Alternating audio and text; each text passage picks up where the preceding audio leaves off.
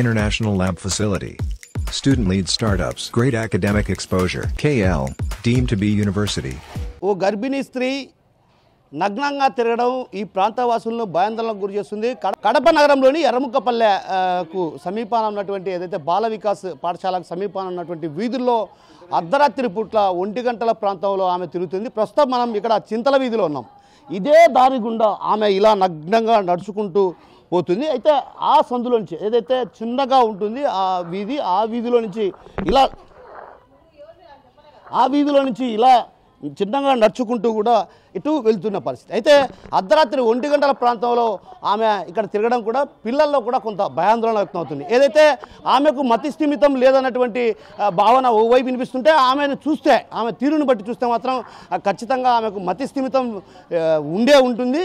ఎందుకంటే నగ్నంగా తిరగడానికి ప్రధాన కారణాలు క్షుద్ర పూజలు ఏవైనా ఉంటాయన్నటువంటి అనుమానాలు కూడా బలంగా వినిపిస్తున్న పరిస్థితి. ఈ నేపథ్యంలో అసలు ఆ రోజు ఏం జరిగింది ఏంటన్నటువంటి విషయం కొందరు మహిళలు ఉన్నారు, వారిని అడిగి తెలుసుకునే ప్రయత్నం చేద్దాం. అమ్మ చెప్పండి, ఏంటి అసలు ఏం చూశారు మీరు? ఆ రోజు నైట్ 1 గంటకు ఒకసారి కనిపించింది, బట్టలు లేకుండా 12కి ఒకసారి కనిపించింది. ఆ రోజు నుంచి మేము భయపడుతున్నాం. మళ్ళీ ఇంకా కనిపించింది లేదు. తర్వాత ఏమో ఆడుంది ఈడుంది అని అందరు చెప్తున్నారు. అది ఏమో అది మీరు చెప్పండి అమ్మా, ఎన్ని గంటల ప్రాంతంలో తిరుగుతుంది, అసలు ఎందుకు ఆమెకి ఏం ఆరోగ్య పరిస్థితి బాగాలేదు? ఏమో మనకు తెలియదున్నా. మా కుక్క అరుస్తుంటే మేము లేచి చూసినాము, కానీ మాకు మంచి ఎవరు కనపరాలే. మేమేమంటే మా సొంత అప్పక కాబట్టి మేము చూసి ఈడదాకా వచ్చి చూసిపోయినా. కానీ మళ్ళీ తెల్లారి అన్నారు ఇటు జరిగింది, కెమెరాలో చూసి చెప్పినారు. అంతేగాని నైట్ మాకు మంచి తిరిగింది తెలియదున్నా. ఇప్పుడైనా కానీ ఏం చెప్తా అంటే ఎవరైనా కనిపించినప్పుడు లేపండి, మేము కూడా లేచాము, అందరూ కలిసి చూస్తామని చెప్తాను. తిరిగింది వాస్తవమే, అందరూ కెమెరాలో పడింది. అప్పుడు అది ఒక పుగారిగా అయిపోయి రాత్రిలో నిద్రపోకుండా ఏం కాదన్నా, మనమే ఒక్కరి నుంచి ఏమని చెప్పలే. ఆ పుగారి అయిపోయింది. అది గర్భిణి ఏం తెలియదు,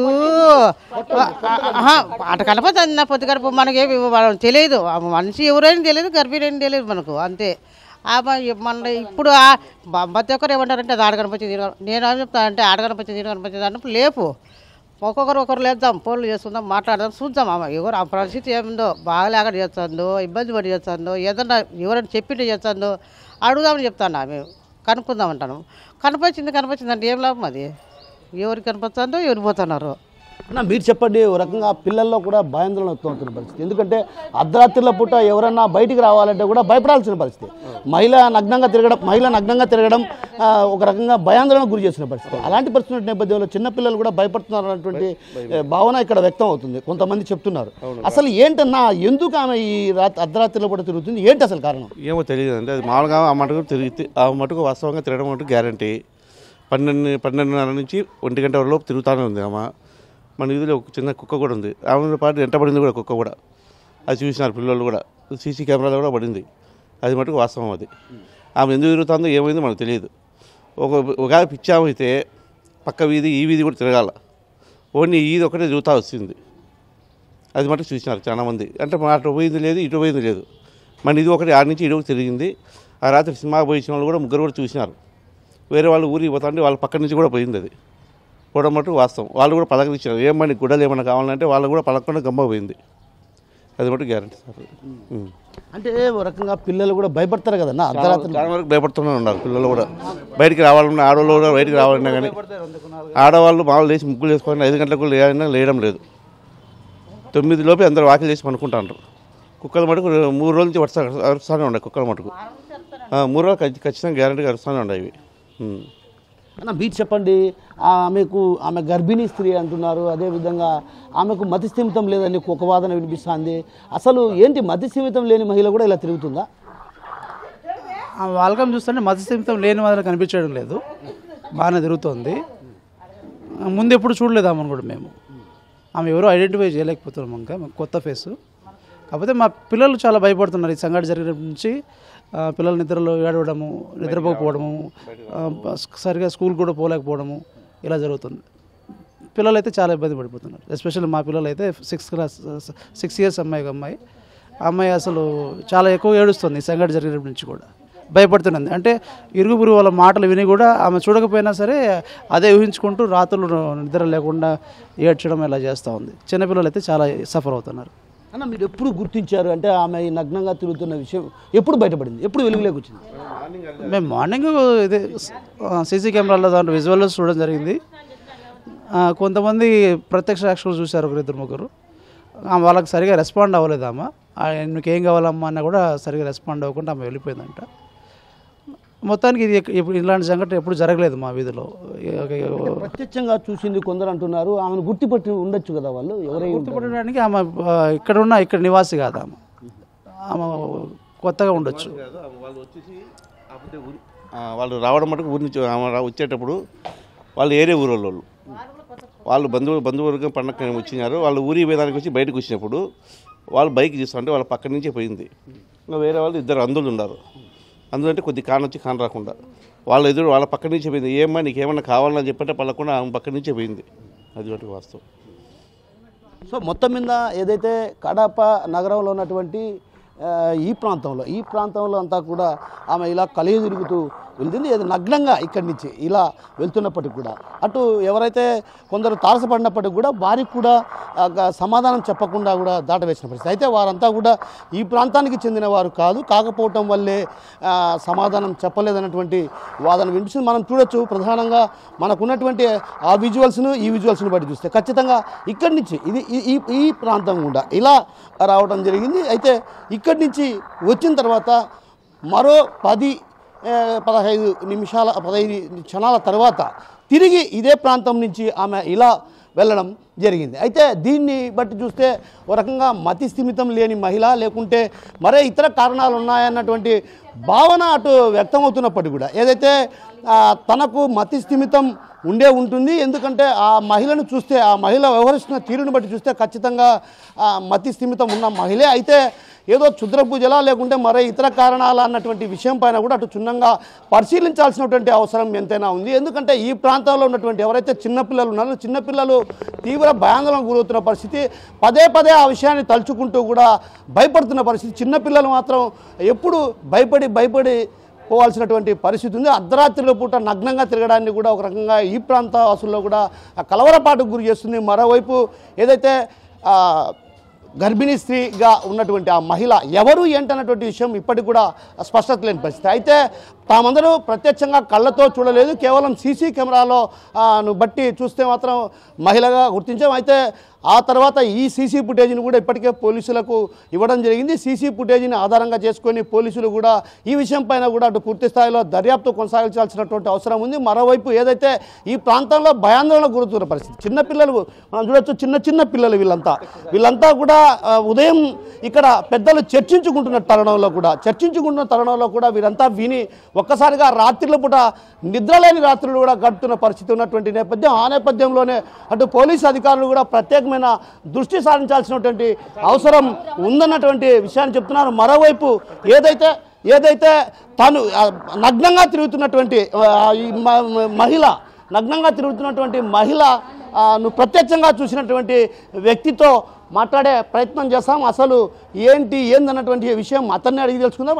అయితే మొత్తం చూసుకుంటే మాత్రం ఈ ప్రాంతంలో మాత్రం ఒక రకంగా రాత్రి అయితే చాలు భయాందోళనకు గురై నిద్రాహారాలు మాని కూర్చోవలసినటువంటి పరిస్థితి. అయితే 3 రోజుల క్రితం తిరిగినటువంటి మహిళ ఆ తర్వాత ఏదైతే విషయం గుప్పమన్న తర్వాత బయటికి రాకుండా ఉన్నటువంటి ఏదైతే ప్రత్యక్ష సాక్షి తను డైరెక్ట్గా ఆమెను చూడటం జరిగింది, ఆమెతో మాట్లాడటం జరిగింది, ఏమమ్మా అన్నటువంటి విషయాన్ని. అయితే కొంచెం కళ్ళు కనిపించకపోవడంతో ఆమె ఎవరనే విషయాన్ని కూడా గుర్తుపట్టలేని పరిస్థితి ఉంది. అయితే ఈ విషయాన్ని పూర్తిగా అడిగి తెలుసుకున్నాం. అసలు ఎన్ని గంటల ప్రాంతాల్లో మీరు చూశారు, ఆమె ఏం చెప్పింది మీకు? సార్ యాక్చువల్గా నేను మూవీకి వెళ్ళి వస్తాను సార్, అది హనుమాన్ మూవీ. నేను తమ్ముడు ఎస్బీఐలో మేనేజరు, ఇంకా మా అల్లుడైనటువంటి ఆ వ్యక్తి ముగ్గురం పోయేసి వస్తా ఉన్నాము. ఇక్కడ గేట్లో నుంచి ఇంట్లోకి బయలుదేరిపోయేటప్పుడు మా పక్కనే వెళ్ళింది, కానీ మాకు కనిపించింది కాబట్టి మనకు అంత ఐడియా లేదు. మామ ఇక్కడ ఎవరో వెళ్తున్నారు మామ అంటే, వెళ్దాం రారా ఏదో చూద్దాం అని చెప్పి మళ్ళీ రిటర్న్ వెళ్ళాము. మళ్ళీ అక్కడి నుంచి మాకు ఎదురైందనమాట. అప్పుడు ఎవరమ్మా మీరు ఈ టైంలో ఎక్కడ తిరుగుతున్నారు అక్కడ తిరుగుతున్నారు అని అడిగితే ఆమె పలకుండా సీదా వెళ్ళిపోయింది. మేము భయపడి ఇంట్లోకి వెళ్ళిపోయాము. అది సార్ జరిగింది అయితే వాస్తవం. అంటే ఎన్ని గంటల ప్రాంతంలో చూశారు?